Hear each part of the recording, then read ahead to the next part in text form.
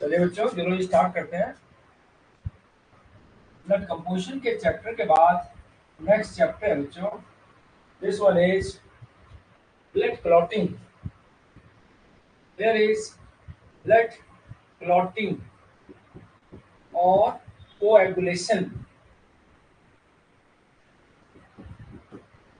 Normal tendency होती है जब कभी चोट लगती है तो कुछ टाइम बाद ब्लड क्लॉट हो जाता है। This one is called clotting. या सिंपल रूप से ब्लड को अगर टेस्ट ट्यूब में रखा जाए 2 से 3 मिनट बाद ब्लड सेल नीचे बैठ जाती है और ऊपर सीरम के समान पदार्थ दिखाई देने लगता है। This process is known as clotting. Normal process में आपने देखा होगा कि ब्लड प्लेटलेट्स, अभी हमने ब्लड कंपोजिशन जब डिस्कस किया था, blood platelets and damage tissue, घायल tissue, blood platelets and damaged tissue they secrete one substance thromboplastin। ये thromboplastin secrete करती है। This one is THROMBO, thromboplastin, and this thromboplastin activate prothrombin into thrombin। यहाँ पर plasma protein है prothrombin, THROMBIN, prothrombin, but it is remain in inactive form। In presence of thromboplastin, it become active prothrombin into thrombin, THROMBIN, thrombin, active thrombin में बदल जाता है। And this active thrombin convert prothrombin into fibrinogen। Prothrombin यहाँ पर fibrinogen को fibrinogen into fibrin, FIBRIN, fibrin। This one is known as soft clot। इसी soft clot में factor 13 की प्रेजेंस में this one is change into hard clot. Normal blood clotting का process ये होता है बच्चों, फाइब्रिनोजन इनटू फाइब्रिन। इसी को सॉफ्ट क्लॉट कहते हैं।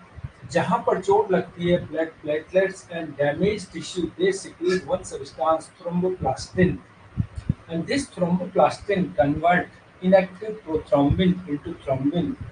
इनएक्टिव प्रोथ्रोम्बिन को थ्रोम्बिन में बदलता है और फिर ये जो थ्रोम्बिन है प्लाज्मा की दूसरी प्रोटीन, ये दोनों प्रोटीन लिवर के द्वारा बनती हैं, प्लाज्मा में पड़ी रहती हैं।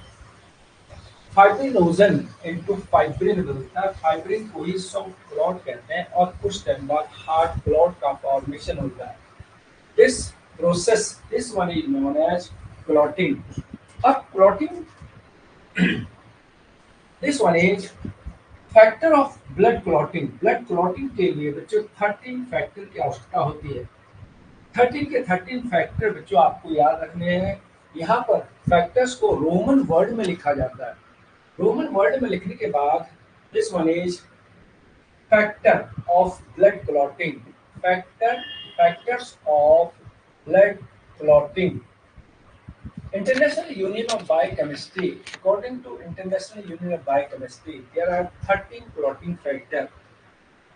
13 क्लॉटिंग फैक्टर होते हैं। 13 clotting, CLOTTING, clotting factor. 13 clotting factor होते हैं जो डिफरेंट क्लॉटिंग में हेल्प करते हैं। दिस वन इज नंबर 1, इसको कहते हैं बच्चों फैक्टर फर्स्ट।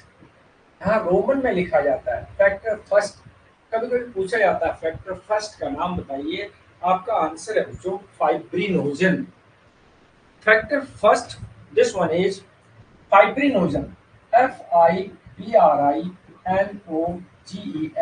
फाइब्रिनोजन पहला फैक्टर। ये क्लॉटिंग प्रोटीन है बच्चों। Factor first fibrinogen and factor second, this one is factor second prothrombin. Prothrombin, THROMBIN, prothrombin factor second होता है। ये दोनों प्लाज्मा में उपस्थित होते हैं। फैक्टर थर्ड थ्रोम्बोप्लास्टिन, तीसरे नंबर पर फैक्टर थर्ड आता है। इसको कहते हैं थ्रोम्बोप्लास्टिन, THROMBO, थ्रोम्बोप्लास्टिन कहते हैं। फैक्टर फोर्थ ये होता है बच्चों कैल्शियम आयन। चौथा point, this one is factor fourth, इसको कहते हैं कैल्शियम आयन।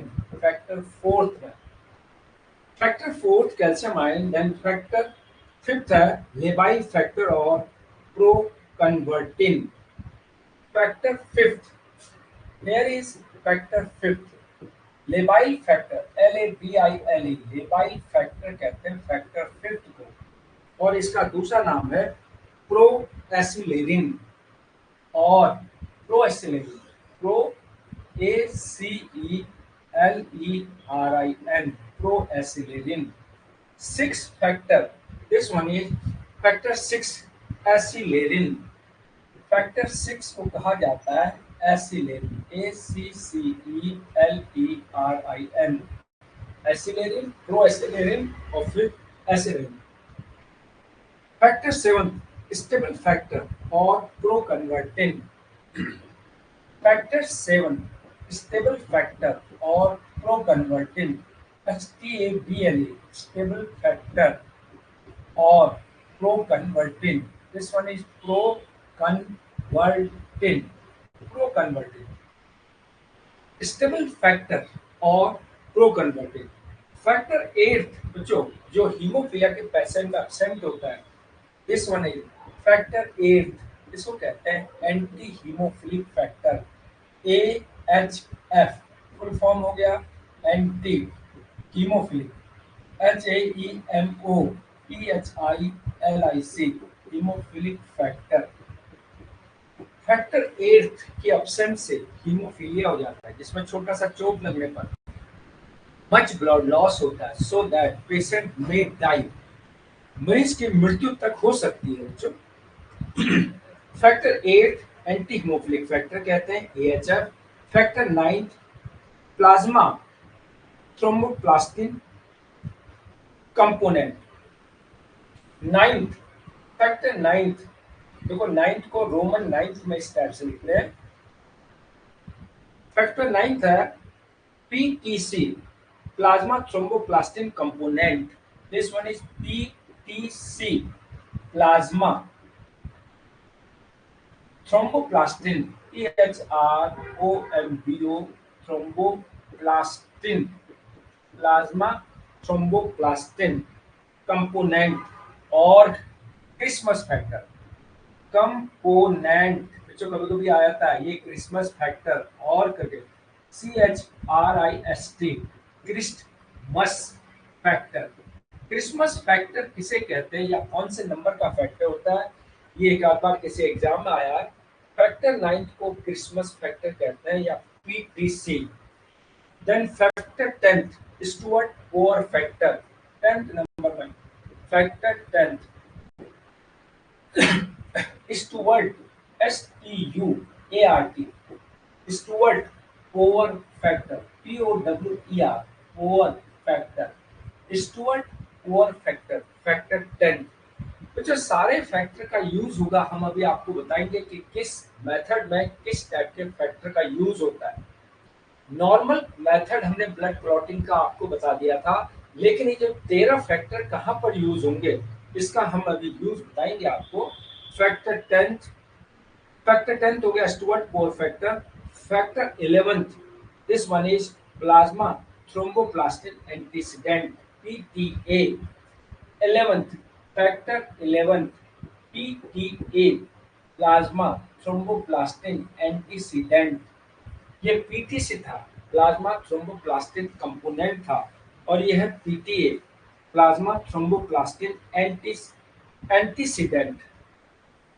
यहां पर आ गया plasma thromboplastin, THROMBO, thromboplastin antecedent, antecedent, antecedent, plasma thromboplastin antecedent, PTA. Factor 12th है हैगमैन और सरफेस फैक्टर. 12वां point, factor 12th Hageman factor, HAGMAN, Hageman factor. Hageman factor, factor 12th आपको ध्यान रखना है. दूसरा नाम है इसका सरफेस फैक्टर, ऑब्लिक करके हम लिख रहे हैं SURFAC, सरफेस फैक्टर. तो ये सरफेस फैक्टर और हैगमैन फैक्टर, ये फैक्टर 12th को कहते हैं. X 2 डंडे, 12 रोमन का 12th इस टाइप से। फैक्टर 13 फाइब्रिन स्टेबलाइजिंग फैक्टर, ये हो गया factor 13 fibrin stabilizing factor. 12th के बाद 13 fibrin, this one is factor 13 fibrin stabilizing factor, FSF, fibrin stabilizing factor. Here is fibrin stabilizing, BILIZING stabilizing factor। इस तरीके से बच्चों 13 के 13 फैक्टर का आपको नाम रोमन में कौन सा नंबर है ये क्वेश्चन पूछा जा रहा है बच्चों। अधिकतर तो यहाँ पर हैगमैन फैक्टर देख पूछा किसी एग्जाम में। एक क्रिसमस फैक्टर, कौन सा फैक्टर है? क्रिसमस फैक्टर फैक्टर 9 है बच्चों। 3 फैक्टर यहाँ पर हीमोफीलिया से रिलेटेड। हीमोफीलिया मेन होता है फैक्टर 8, फैक्टर 8 की कमी है haemophilia A. Haemophilia B factor 9 की कमी, हीमोफीलिया सी फैक्टर 11 की कमी से 3 factor haemophilia clotting factor absent होता है। Main 8th factor. हीमोफीलिया किसे कहते हैं? थोड़ा सा भी चोट लगने पर नॉर्मल टेंडेंसी क्या होती है कि कुछ टाइम बाद ब्लीडिंग रुक जाती है, लेकिन हीमोफीलिया के केस में लगातार ब्लड लॉस होता है due to absence of factor 8 इसमें हीमोफीलिया ए में, हीमोफीलिया बी में फैक्टर 9 और हीमोफीलिया सी में फैक्टर 11। आपको ये 3 फैक्टर ध्यान रखने ए बी सी में। तो बच्चों यहाँ पर इस टाइप से ये 13 फैक्टर आपको ध्यान रखने हैं। 13 फैक्टर के बाद नेक्स्ट है मैकेनिज्म ऑफ क्लॉटिंग। अब क्लॉटिंग की क्रिया कैसे शुरू होती है? Here is mechanism of clotting, CLOTTING। जब कहीं पर चोट लगती है तो बच्चों 2 क्रिया होती है। When a blood vessel is damaged, कहीं पर रुधिर वाहिनी को नुकसान पहुंचता है। When there is blood vessel damaged, जब कोई रुधिर वाहिनी को नुकसान पहुंचता है, this one is 2 reaction take place. तो 2 क्रियाएं होती हैं, 2 रिएक्शन टेक प्लेस। पहला रिएक्शन क्या है बच्चों? जिससे कि ब्लड लॉस को कम किया जा सके, ब्लड वेसल को सिकोड़ कर पतला कर दिया जाता है जिससे कि ब्लड लॉस की स्पीड घट जाए। तो ये पहली क्रिया। One reaction close the blood vessel या narrow the blood vessel, blood vessel को सिकोड़ना या उसको बंद करना। क्लोज और नैरो, सिकोड़ना, narrow blood vessel, blood vessel को सिकोड़ना, ये काई से पॉसिबल होता है बच्चों? इसके लिए एक सब्सटेंस सिक्रीट होता है, this will serotonin. This one is serotonin, SEROTONIN। Serotonin एक इंपॉर्टेंट सब्सटेंस है जो सिक्रीट होता है बच्चों ब्लड प्लेटलेट से। Damage platelets release serotonin that bring about vasoconstriction. रुधिर वाहिनी को सिकोड़ देना, वैसो माने ब्लड वेसल, वो कंस्ट्रिक्शन माने सिकोड़ देना। ब्लड वेसल को सिकोड़ने से क्या होगा बच्चों? ब्लड लॉस थोड़ा सा घट जाएगा। पहले ब्लड वेसल का डायमीटर सपोज इतना बड़ा था, अब सेरोटोनिन के कारण इसका डायमीटर सिकुड़ गया। ये सिकुड़ गया तो बच्चों ब्लड लॉस अपने आप कम हो जाएगा। एक मेथड तो ये है सेरोटोनिन। ये क्या काम करता है? It stimulate vasoconstriction. It brings about vasoconstriction to reduce blood loss. It causes vasoconstriction, VASO, vaso, CONSTRICTN, vasoconstriction to reduce blood loss, जिससे ब्लड लॉस को कम किया जा सके। ब्लड लॉस, वैसोकंस्ट्रिक्शन माने रुधिर वाहिनी को सिकोड़ना। और सेकेंड प्रोसेस है this one is blood clotting, रुधिर का थक्का जमना। तो जो तभी ब्लड लॉस को रोका जा सकता है। पहला है रुधिर वाहिनी को सिकोड़ने की क्रिया और दूसरा है बच्चों क्लॉट फॉर्मेशन की क्रिया। तो सेरोटोनिन और ब्लड क्लॉटिंग 2 वर्ड होते हैं बच्चों, ब्लड लॉस को रोकने के लिए। सबसे पहला है, हमने बताया था जैसे first step, this one is first point, formation of thromboplastin, blood clotting. There is blood clotting. इसको तीन भागों में बांटा जा सकता है। फर्स्ट पॉइंट है, there is formation of thromboplastin. This one is formation of thromboplastin. THROMBO, thromboplastin. तो बच्चों फर्स्ट टाइम तो शुरू में हमने बताया था थ्रोम्बोप्लास्टिन कैसे बनता है, damaged blood vessel and blood platelet से थ्रोम्बोप्लास्टिन बनता है।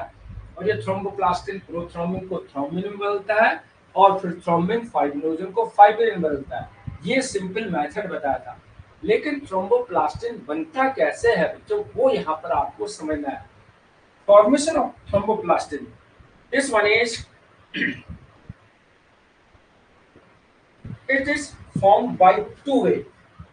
This one is formed by two way, दो प्रकार से। This one is two way, दो प्रकार से। नंबर वन, फर्स्ट मेथड है intrinsic pathway. This one is called number one, intrinsic pathway. INTRINSIC, intrinsic pathway. Intrinsic pathway माने अंदर की तरफ की क्रिया, ब्लड वेसल के अंदर की तरफ की क्रिया। This system use blood plasma factor, intrinsic pathway. It uses, किसी का यूज करता है, blood plasma factor. There is plasma factor, ये प्लाज्मा फैक्टर का यूज करता है। ये जो सिस्टम है ये प्लाज्मा फैक्टर का यूज करता है, intrinsic pathway, plasma factor. This one is rough surface. First point, कोई खुरदरी सतह, रफ सरफेस, ये हो जाती है प्लाज्मा फैक्टर। इसको प्लाज्मा फैक्टर की तरह काम करता है। जब कहीं पर चोट लगती है तो बच्चों बैंडेज लगाने का बेसिक रीजन यही है कि लगे हुए स्थान पर अगर हम बैंडेज लगाएं तो वो रफ सरफेस की तरह काम करती है। रफ सरफेस उतनी जल्दी ही ब्लड क्लॉटिंग को रोकती है। तो रफ सरफेस से, जो रफ सरफेस होती है सबसे पहले वो फैक्टर 12 को 12A में बदलती है। सबसे पहला पॉइंट, फैक्टर 12 को एक्टिव फैक्टर 12A में बदलती है। सबसे पहला पॉइंट, फैक्टर 12 को 12A में, फिर 12A 11th को 11th A में बदलेगा, 11th फैक्टर को 11th A में बदलता है। 12th 12A, 11th 11A, फिर उसके बाद 9th A में बदलता है। This one is factor 9th change into 9th A, तीन रिएक्शन हुई। अब ये फैक्टर 9th, इसके साथ मिलता है factor 8th, this one is 8th, फिर 8th के बाद phospholipid plus phospholipid, PHOS phospholipid, और फिर उसके बाद एक और चीज मिलती है बच्चों इसमें, इसको कहते हैं कैल्शियम आयन। ये चारों मिल करके ये बनाते हैं intrinsic factor 10th activator complex. ये चारों मिलकर के 10th एक्टिवेटर कॉम्प्लेक्स बनाते हैं। और इंट्रिंसिक फैक्टर यहां पर आ गया, they form, this one is intrinsic factor 10th activator complex, this one is intrinsic, TRINSIC factor 10th activator complex। ये 10th factor activator complex 10th factor को एक्टिवेट करने वाला कॉम्प्लेक्स बनाते हैं। तो बच्चों ये 10th फैक्टर एक्टिवेटर कॉम्प्लेक्स बन गया। यहां पर इसी को कहते हैं बच्चों, फिर उसके बाद जो 10th A में बदल जाएगा। अब यहाँ पर इससे क्या होगा कि फैक्टर 10th, ये 10th ए में बदल गया, 10th ए में बदल गया। अब 10th A and 5th factor, अब 10th ए प्लस फैक्टर 5th, फिर उसके बाद phospholipid PHOS phospholipid plus calcium, ये बच्चों बन जाता है thromboplastin. This one is thromboplastin, THROMBO thromboplastin. पहला इसको कहते हैं इंट्रिंसिक पाथवे। इंट्रिंसिक पाथवे में बाहर की सरफेस यूज होती है, रफ सरफेस।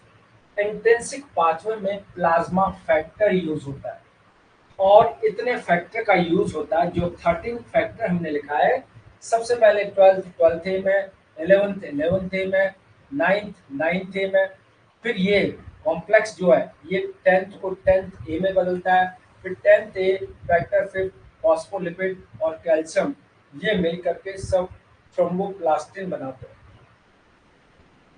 सेकेंड मेथड है बच्चों एक्सट्रिंसिक पाथवे। अब यहाँ पर extrinsic pathway, TRINSIC extrinsic pathway, यहाँ पर बच्चों यूज होते हैं टिश्यू फैक्टर। एक तो बच्चों इंपॉर्टेंट पॉइंट यही है, प्लाज्मा फैक्टर कहाँ पर यूज होता है, टिश्यू फैक्टर कहाँ पर यूज होते हैं। अब extrinsic pathway, tissue factor, this one is tissue factor means क्या हो गया बच्चों, इंजर्ड टिश्यू, घायल टिश्यू, इंजर्ड टिश्यू। इस इंजर्ड टिश्यू से सबसे पहले क्या करेंगे, फैक्टर 8th को 8th, फैक्टर 7th को 7th ए में बदलेंगे, 7th ए, एक पॉइंट ये, फैक्टर 7th को फैक्टर 7th ए में, फिर 7th ए क्या करता है बच्चों, फैक्टर 10th को 10th ए में बदलता है। दिस वन इज 10th को 10th ए में, यहां पर भी 10th ए बन गया था। अब 10th ए, फिर यहां पर, फिर उसके बाद वही सेम बच्चों 10th ए फैक्टर 5th प्लस 5th के साथ, फिर प्लस फॉस्फोलिपिड, फिर प्लस कैल्शियमाइन, फॉस्फोलिपिड प्लस कैल्शियमाइन, ये सब के सब मिल करके ये फिर दोबारा से थ्रोम्बोप्लास्टिन बन गया। ये बना एक्सट्रिंसिक पाथवे से।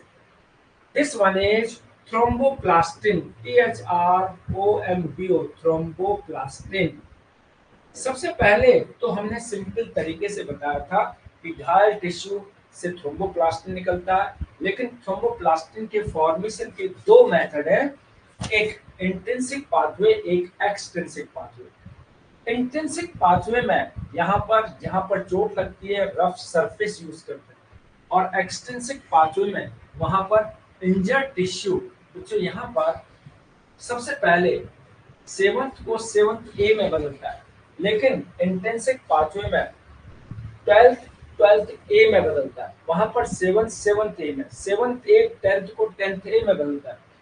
यहाँ पर 9th ए, ये 10th को 10th ए में बदलता है। कहने का मतलब आपको 10th ए वर्ड याद रखना है, 10th ए फैक्टर 5 फॉस्फोलिपिड कैल्शियमाइन, ये बन गया थ्रोम्बोप्लास्टिन। ऐसे ही एक्सट्रिंसिक पाथवे में भी 10th A factor 5th phospholipid and calcium, ये सब मिलकर के थ्रोम्बोप्लास्टिन बनाते हैं। एक ही मेथड है कठिन बच्चों थ्रोम्बोप्लास्टिन का फॉर्मेशन। एक है बच्चों इंट्रिंसिक पाथवे में कौन से फैक्टर यूज होते हैं, आपको बताना है, प्लाज्मा फैक्टर। और एक्सट्रिंसिक पाथवे में कौन से फैक्टर यूज होते हैं, टिश्यू फैक्टर, याद रखना। This one is tissue factor, यहाँ पर प्लाज्मा फैक्टर। टिश्यू फैक्टर का मेथड छोटा है। अब उसके बाद फर्स्ट स्टेप कंप्लीट होने के बाद सेकंड स्टेप की बच्चों बहुत सिंपल है। दिस वन इज, अब आ गया conversion of prothrombin into thrombin, second method, second point. This one is conversion, PRSN, conversion of prothrombin THROMBIN, thrombin, N2 thrombin, no thrombin का थ्रोम्बिन मिल रहा है, THROMBIN। बहुत सिंपल, इससे पहले वाले में THROMBO, थ्रोम्बोप्लास्टिन बन गया। थ्रोम्बोप्लास्टिन, ये जो थ्रोम्बोप्लास्टिन है ये प्रोथ्रोम्बिन को थ्रोम्बिन बदलता। Pro THROMBIN, it change into, here is thrombin, THROMBIN, ये थ्रोम्बिन एक्टिव होता है और ये प्रोथ्रोम्बिन ये इनएक्टिव होता है। दिस वन इज इनएक्टिव और ये एक्टिव। ये प्लाज्मा प्रोटीन है, प्लाज्मा में इनएक्टिव स्टेज में पड़ी रहती है, लेकिन जैसे थ्रोम्बोप्लास्टिन के संपर्क में आता है तो प्रोथ्रोम्बिन थ्रोम्बिन में बदल जाता है। ये बच्चों एक इंपॉर्टेंट पॉइंट है। फिर उसके बाद this one is conversion of fibrinogen into fibrin. Third point, this one is conversion of fibrinogen into fibrin. Fibrinogen का फाइब्रिन में बदलना। Simple step, active thrombin convert fibrinogen into fibrin. यहाँ पर फाइब्रिनोजन इनटू फाइब्रिन, फाइब्रिनोजन को fibrin बदलता है। This one is, सो कहते हैं सॉफ्ट क्लॉट। सॉफ्ट क्लॉट हो गया। साथ में यहाँ पर कैल्शियम आयन की भी जरूरत होती है, फैक्टर 4 की जरूरत। अब ये soft clot, this one is in presence of factor 13A, 13A की प्रेजेंस में, this one is 13A, it is changed into soft clot के बाद ये आ जाता है जो हार्ड क्लॉट। पहला सॉफ्ट क्लॉट था, अब ये हार्ड क्लॉट, फैक्टर 13 की प्रेजेंस पर। ये बच्चों टोटल क्लॉटिंग का मेथड है। सिंपल सा मेथड है, थ्रोम्बोप्लास्टिन का फॉर्मेशन। थ्रोम्बोप्लास्टिन दो तरीके से बनता है, एक्सटेंसिक पाथवे से, इंटेंसिक पाथवे से। एक में प्लाज्मा फैक्टर यूज होते हैं, एक में टिश्यू फैक्टर यूज होते हैं। यही बच्चों समझना है प्लाज्मा फैक्टर किस में यूज होते हैं, टिश्यू फैक्टर किस में यूज होते हैं। एक में 12 सबसे पहले 12 में बदलता है, एक में फैक्टर 7 में बदलता है। बाकी किसी भी मेथड से थ्रोम्बोप्लास्टिन अगर बने तो बच्चों ये थ्रोम्बोप्लास्टिन दूसरा क्या काम करता है, वो थ्रोम्बिन को थ्रोम्बिन में बदलता है। फिर ये थ्रोम्बिन फाइब्रिनोजन को फाइब्रिन में बदलता है। फिर फैक्टर 13A सॉफ्ट क्लॉट को हार्ड क्लॉट में बदलता है। ये बच्चों ब्लड क्लॉटिंग का मेथड है। दिस वन इज, अब ब्लड क्लॉटिंग के बाद यहां पर आता है बच्चों, अब नेक्स्ट है बच्चों, दिस वन इज एंटीकोगुलेंट, रक्त को जमने से रोकने वाले पदार्थ, जिसको कहते हैं एंटीकोगुलेंट। TICOAGULANT, anticoagulant. सबसे पहले हमारे ब्लड के अंदर एक एंटीकोगुलेंट है जो शरीर के अंदर ब्लड में रुधिर को जमने से रोकता है। This one is heparin. First heparin, ये हिपैरिन है बच्चों, इसको कहते हैं नेचुरल एंटीकोगुलेंट, प्राकृतिक anticoagulant. Natural anticoagulant found in our plasma, found in our plasma, हमारे प्लाज्मा प्राकृतिक एंटीकोगुलेंट है, उसको हिपैरिन कहते हैं। आपने बच्चों जोंक में या लीच में भी एंटीकोगुलेंट पढ़ा होगा, उसको हिरुडिन कहते हैं। हिरुडिन के बेस पर ही जोंक का नाम हिरुडिनेरिया ग्रेनुलोसा है। नॉर्मल लीच कहते हैं उसको, लेकिन जूलॉजिकल नाम हिरुडिनेरिया ग्रेनुलोसा। हिरुडिनेरिया क्यों रखा गया, because it's saliva contain anticoagulant hirudin. Hirudin जब याद रहेगा तो मनुष्य के शरीर का एंटीकोगुलेंट हिपैरिन भी आपको याद रहेगा। हमारे शरीर में इंटरनल क्लॉट को कहीं चोट लग जाती है बच्चों, 1-2 दिन नीला रहता है, लेकिन फिर हम देखते हैं हफ्ते भर में वो नीलापन खत्म हो जाता है। जो शरीर के अंदर चोट लगी है, वो जो क्लॉट बना है वो धीरे धीरे साफ कर देता है। ये हो गया बच्चों हिपैरिन। दूसरा यहाँ पर हिरुडिन भी लिखा है, this one is HIRUDIN, hirudin anticoagulant है। किसमें मिलता है बच्चों? Found in leech. This one is found in leech, जोंक में पाया जाता है। Zoological name Hirudinaria, RUDINARIA, Hirudinaria granulosa. Leech का कंप्लीट जूलॉजिकल नाम हिरुडिनेरिया ग्रेनुलोसा, हिरुडिन कहते हैं। फिर बच्चों लेबोरेटरी में यूज किए जाने वाले एंटीकोगुलेंट, जो हम जब हम कभी ब्लड सैंपल देते हैं, फार्मासिस्ट को जो ब्लड निकालता है, ब्लड निकालने के बाद तुरंत एक ट्यूब में डालता है, उसमें पहले से एंटीकोगुलेंट डले होते हैं, थोड़ा सा हिलाता है फिर रख देता है, जिससे कि वो ब्लड जम न पाए। तो ये यहाँ पर आ गया लेबोरेटरी एंटीकोगुलेंट, प्रयोगशाला में यूज होने वाले anticoagulant, laboratory anticoagulant, TICOAGULANT, laboratory anticoagulant. Number 1 first है बच्चों, दिस वन इज वारफेरिन। ध्यान रखना है बच्चों, वारफेरिन एक एंटीकोगुलेंट है। केमिस्ट्री में भी शायद ये वर्ड कहीं यूज होता है, warfarin.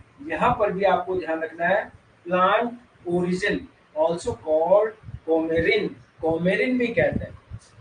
This one is COUMARIN,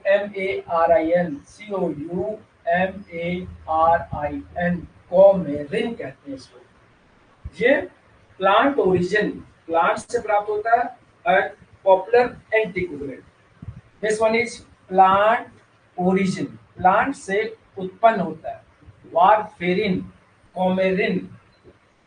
second point, this one is ammonium and sodium oxalate. Ammonium, this one is ammonium और sodium oxalate, sodium oxalate, OXALAT। एक तो ये हो गया, ये बच्चों टेस्ट ट्यूब में यूज होते हैं, अमोनियम और sodium oxalate.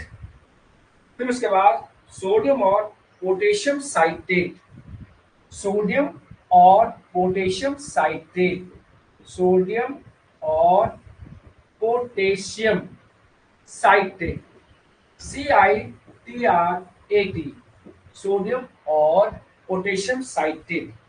This one is ethylene diamide tetraacetic acid, EDTA। Next word EDTA, EDTA इसका नाम है ethylene diamine, ethylene diamide, diamide, ethylene diamine, ethylene diamine. फिर है tetraacetic acid, TETRA, tetra acetic acid. ये बच्चों काफी यूज होता है रिसर्च लैब में, ये लड़के भी यूज करते हैं जो फिश के ब्लड को सैंपल, फिश के ब्लड निकालते हैं, उसको लेबोरेटरी में देते हैं डिटेक्शन के लिए, वो भी बच्चों EDTA टेस्ट ट्यूब में डालते हैं। तो EDTA ये कुछ बच्चों लेबोरेटरी एंटीकोगुलेंट है।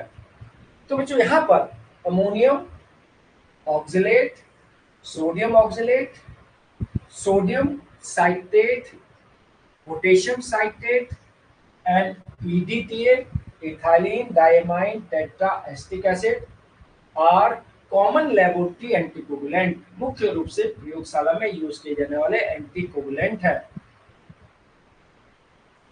फिर उसके बाद हियर इज इतने पॉइंट एंटीकोगुलेंट के, एक हिपेरिन जो हमारे ब्लड में मिलता है, हेरोडिन लीच में मिलता है, लीच के लार में। फिर लेबोरेटरी में यूज होने वाले EDTA वर्ड ध्यान रखना है, वारफेरिन ध्यान रखना है, और ये कुछ केमिकल के नेम है, अमोनियम और sodium oxalate and sodium and potassium citrate. ये बच्चों कुछ लेबोरेटरी में यूज होने वाले एंटीकोगुलेंट है। फिर इसके बाद next one haemophilia, HAEMO, haemo, PHILIA, haemophilia. एक तो वर्ड मुझे ध्यान रखना है, जेनेटिक डिजीज है। This one is genetic disease, आनुवंशिक रोग है, और ये किसके द्वारा लिया जाता है बच्चों? सेक्स क्रोमोसोम के द्वारा। ये ऑटोसोम के द्वारा नहीं लिया जाता है। आपको पता है हमारे शरीर में जब 46 क्रोमोसोम होते हैं, 46 में से 22 प्लस एक्स एक्स ये फीमेल के हो गए और 22 प्लस एक्स वाई ये मेल के हो गए। तो 44 प्लस एक्स वाई, यहाँ पर 44 प्लस एक्स एक्स। तो जो ये हीमोफीलिया के जीन्स सेक्स क्रोमोसोम में पाए जाते हैं, वाई क्रोमोसोम में मेल के केस में, फीमेल के केस में एक्स क्रोमोसोम। जेनेटिक डिजीज है, इसको कहते हैं सेक्स लिंक डिजीज, लिंक सहलग्न डिजीज, क्योंकि ये सेक्स से एक जनरेशन से दूसरे जनरेशन में जाती है। क्योंकि मनुष्य में वाई क्रोमोसोम एक्स, मनुष्य में भी एक एक्स और एक वाई होता है, ये एक्स क्रोमोसोम का रोग है मनुष्य में ये। और फिर फीमेल में 2 एक्स क्रोमोसोम है, अगर एक एक्स क्रोमोसोम में इसके जीन्स होंगे तो वो फीमेल कैरियर होती है, वो अपने कैरेक्टर को दिखाती नहीं है, खाली वाहक है। अगर दोनों एक्स क्रोमोसोम में हीमोफीलिया के जीन्स होंगे तो बच्चों ये हीमोफिलिक फीमेल हो जाएगी। लेकिन मेल के केस में तो खाली एक ही एक्स क्रोमोसोम है। अगर इस एक्स क्रोमोसोम में हीमोफीलिया का जीन्स है तो बच्चों मेल हीमोफिलिक होगा। तो बच्चों फीमेल में 2 कंडीशन होंगी, एक हीमोफिलिक और एक कैरियर फीमेल, और मेल में एक ही कंडीशन होगी, हीमोफिलिक। तो यहाँ पर haemophilia this one is genetic disease और सेक्स लिंक डिजीज भी कहते हैं। जेनेटिक डिजीज और सेक्स लिंक्ड डिजीज, लिंग संलग्न रोग, sex link disease, genetic disease oblique sex link disease. अब हमने बताया था haemophilia A, HAEMO PHILIA, haemophilia A कौन से फैक्टर की कमी से होता है बच्चों? Factor 8। This one is deficiency of factor 8, factor 8 की कमी से, डेफिशिएंसी ऑफ फैक्टर 8, 8वें फैक्टर की अगर कमी हो जाए तो बच्चों हीमोफीलिया ए हो जाता है। और 85% व्यक्तियों में यही रोग होता है, हीमोफीलिया ए। कैरेक्टर हमने बता दिया था, ब्लड क्लॉटिंग वेरी स्लो, थोड़ा सा चोट लगने पर लार्ज अमाउंट का ब्लड लॉस हो जाता है। अब सेकंड है हीमोफीलिया बी, कौन सा फैक्टर बताया था बच्चों? Deficiency of factor 9th factor की कमी से, 9th फैक्टर की कमी से ये डिजीज हो जाती है हीमोफीलिया बी। और थर्ड है haemophilia C, haemophilia C this one is deficiency of factor 11, 11वें फैक्टर, 8, 9 और 11, 10 नहीं है, 3 फैक्टर जो है इनकी कमी से हीमोफीलिया है बच्चों। रॉयल डिजीज है, शाही परिवार में हुई थी, सबसे पहले रानी विक्टोरिया और उसकी पीढ़ी में पाई गई थी, उनमें ये फैक्टर कम था तो बच्चों हल्का सा चोट लगने पर ब्लड लॉस हो जाता था, जिससे कि व्यक्ति की मृत्यु भी हो सकती थी। अब हमने बता दिया आपको किस जीन्स में होती है। हमारे शरीर में 22 जोड़ी ऑटोसोम होते हैं जो शरीर के लक्षणों को निर्धारित करते हैं, और एक एक्स और वाई क्रोमोसोम होता है मेल में। लेकिन फीमेल में 44 नॉर्मल क्रोमोसोम होते हैं और एक एक्स और एक एक्स होते हैं। मेल में 44 ऑटोसोम होते हैं, एक एक्स और एक वाई होता है। 44, 45, 46 टोटल 23 जोड़ी 46 क्रोमोसोम होते हैं, मेल में भी फीमेल में भी। लेकिन उसमें से 44 तो शरीर के लक्षणों को निर्धारण करते हैं, और जो एक्स और वाई होता है ये लिंग निर्धारण करते हैं, मेल बनेगा कि फीमेल बनेगा। फीमेल में डबल एक्स क्रोमोसोम, मेल में एक्स और एक्स क्रोमोसोम। हीमोफीलिया के जीन्स एक्स क्रोमोसोम में होते हैं, वाई में नहीं होते हैं। एक्स में हीमोफीलिया के जीन्स है तो उसको एक्स एच से रिप्रेजेंट करते हैं। यहाँ पर 3 कंडीशन होती है, नॉर्मल फीमेल एक्स एक्स हो गई, एक फीमेल में अगर हीमोफीलिया का जीन है तो ये वाहक बन जाती है, इनको कहते हैं कैरियर। अगर दोनों एक्स क्रोमोसोम में हीमोफीलिया का जीन है जैसे ये, तो ये हीमोफिलिक फीमेल है, इसको कहते हैं HAEMO, हीमोफिलिक फीमेल हो गई बच्चों। तो ये हीमोफीलिया ये बच्चों क्लॉटिंग से रिलेटेड डिजीज है, इसलिए क्लॉटिंग के चैप्टर में आई हीमोफीलिया। ध्यान रखना है, genetic disease, sex link disease, sex से रिलेटेड है, एक्स क्रोमोसोम से होती है। 85% व्यक्ति हीमोफीलिया ए के मरीज होते हैं, फिर उसके बाद थोड़ा बहुत बी के, फिर थोड़ा बहुत सी के। ए में आपको ध्यान रखना है, बहुत ही इंपॉर्टेंट पॉइंट, फैक्टर 8 अपसेंट होता है, बी में फैक्टर 9 अपसेंट होता है, सी में फैक्टर 11 अपसेंट होता है। इतना ही बच्चों यहाँ पर फैक्टर ये हो गया बच्चों इसमें क्लॉटिंग के केस में। अब नेक्स्ट है बच्चों, this one is blood group. Blood group, this one is blood से रिलेटेड टॉपिक है। ब्लड ग्रुप आप जानते हैं बच्चों, ABO सिस्टम, ABO सिस्टम। सबसे पहले ब्लड ग्रुप की खोज किसने करी बच्चों? Landsteiner, Karl Landsteiner. This one is ABO system discovered by, खोजा गया, discovered by Landsteiner, LANDSTEINER, Landsteiner. This one is 1900, 1900 में सबसे पहले इसने कौन सा ब्लड ग्रुप सिस्टम डिस्कवर किया था? ABO system. नाम 3 है लेकिन ब्लड ग्रुप 4 टाइप के होते हैं, blood group A, blood group B, blood group O और फिर blood group AB। 4 blood group होते हैं ABO सिस्टम में। ABO सिस्टम कहते हैं, इसमें ब्लड ग्रुप 4 टाइप के, A blood group, B blood group, O blood group और AB ब्लड ग्रुप। सबसे पहले कार्ल लैंडस्टीनर ने इसको डिस्कवर किया था। फिर इसके बाद यहां पर blood group are of 4 type, blood group are of 4 type, blood group 4 प्रकार के होते हैं। Number 1, this one is blood group A, फिर उसके बाद blood group B, blood group this one is AB, और फिर होता है चौथा blood group O। 4 blood group हो गए। अब बच्चों यहाँ पर ध्यान रखना है, जो ब्लड ग्रुप होता है उस ब्लड ग्रुप में RBC के सरफेस पर एक प्रोटीन होती है, उसको कहते हैं एंटीजन। नेक्स्ट पॉइंट यहाँ पर आ गया antigen. On the surface, on the surface of blood, on the surface of RBC, antigen are present, antigen are present, antigen उपस्थित होती है, इसके बेस पर ब्लड ग्रुप निर्धारित होते हैं।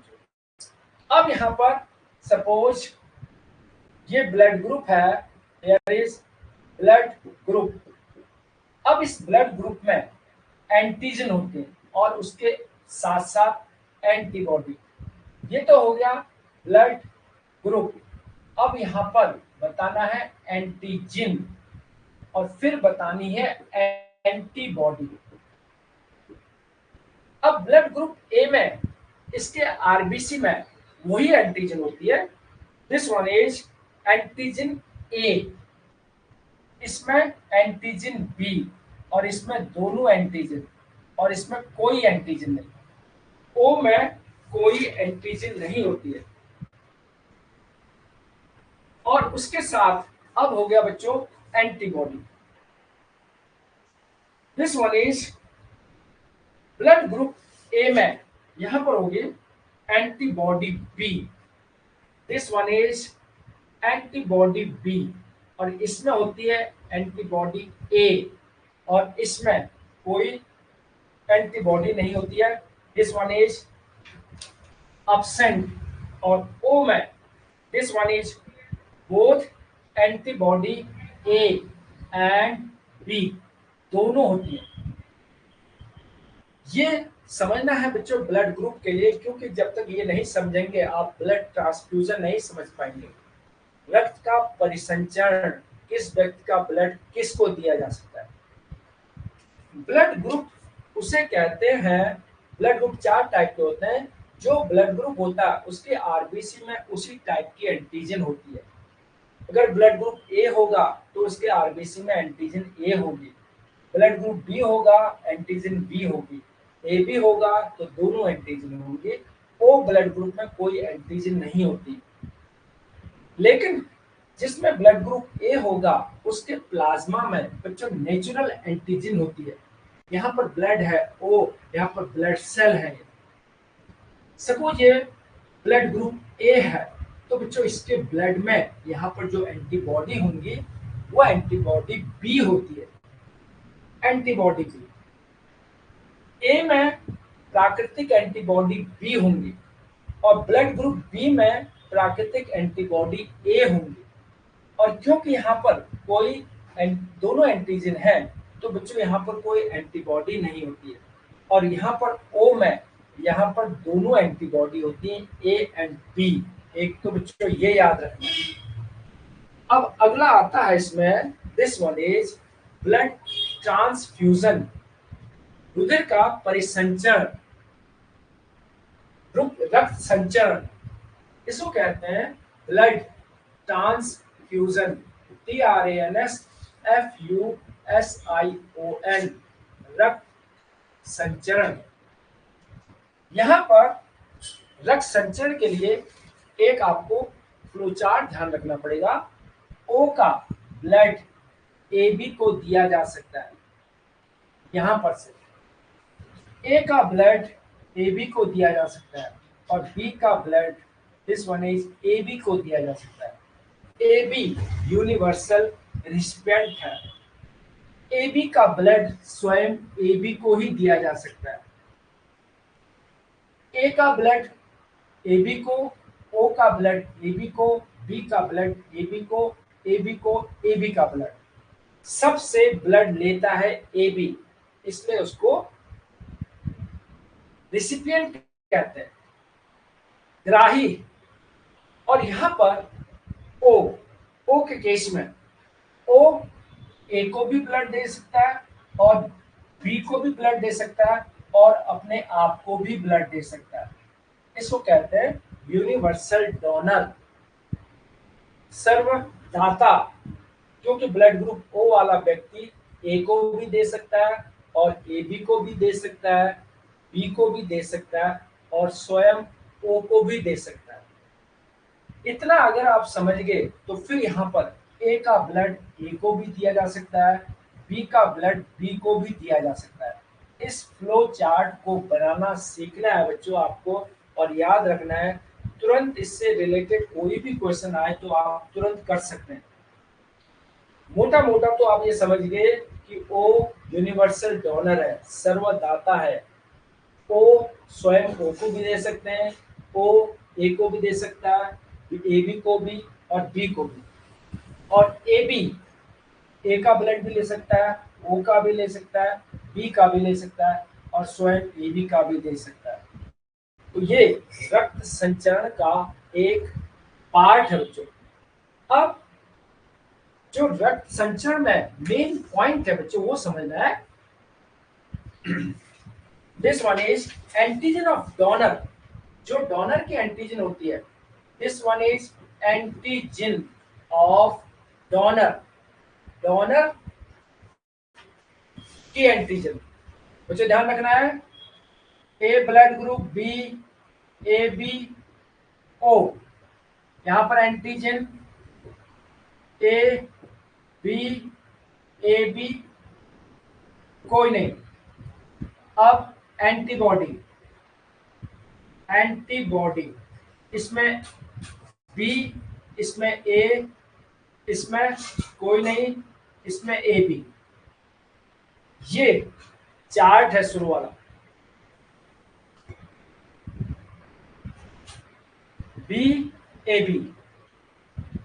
अब ए बी में कोई एंटीबॉडी नहीं, एंटीजन दोनों। एंटीजन ऑफ डोनर यहां पर आ गया, should not match with antibody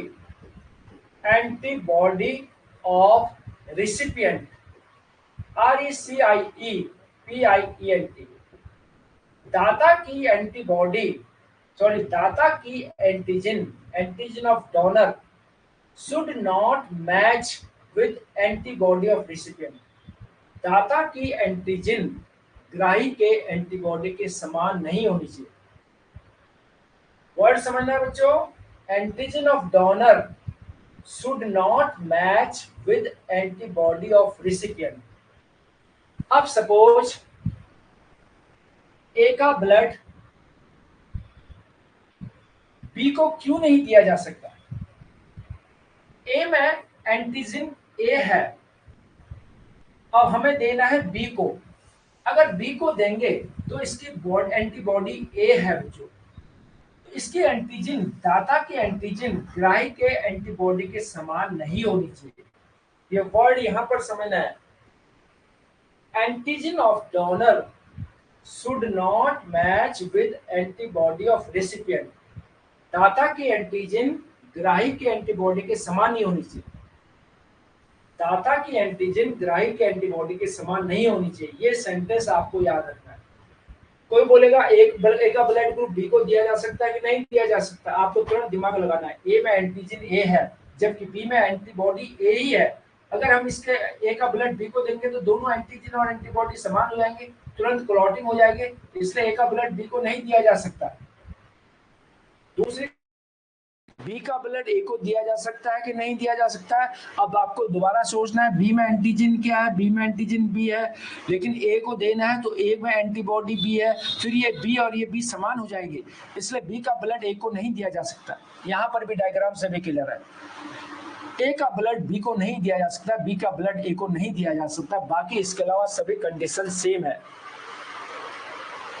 B का ब्लड ओ को नहीं दिया जा सकता, क्यों नहीं दिया जा सकता? अब यहाँ पर इससे देखें, बी का ब्लड ओ को देना है, बी में कौन सी एंटीजन है, बी में एंटीजन बी है, हमें देना है ओ को, ओ में यहाँ पर बी में एंटीजन हमें देना है ओ को, ओ में यहाँ पर दोनों एंटीजन है, एंटीबॉडी है, यहाँ पर इसके एंटीजन बी है और यहाँ पर इसकी एंटीबॉडी ए और बी दोनों है, तो बच्चों इसको दिया नहीं जा सकता ओ का।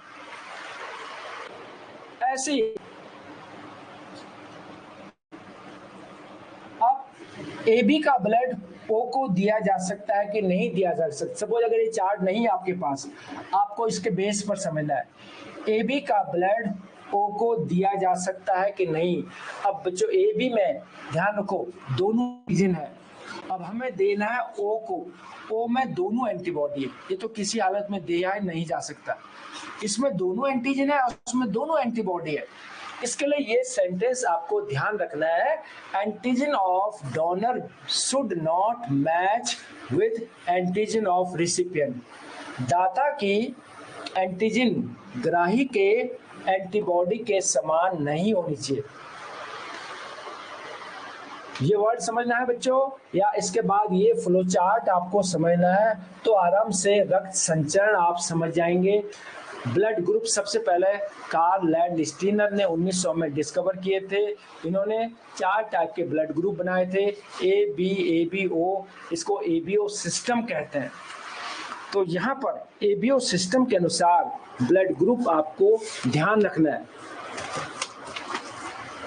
अब बच्चों यहाँ पर फिर उसके बाद अब आता है इसमें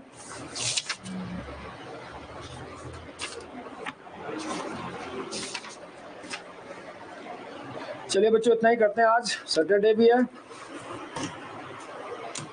वर्कलोड बढ़ जाता है।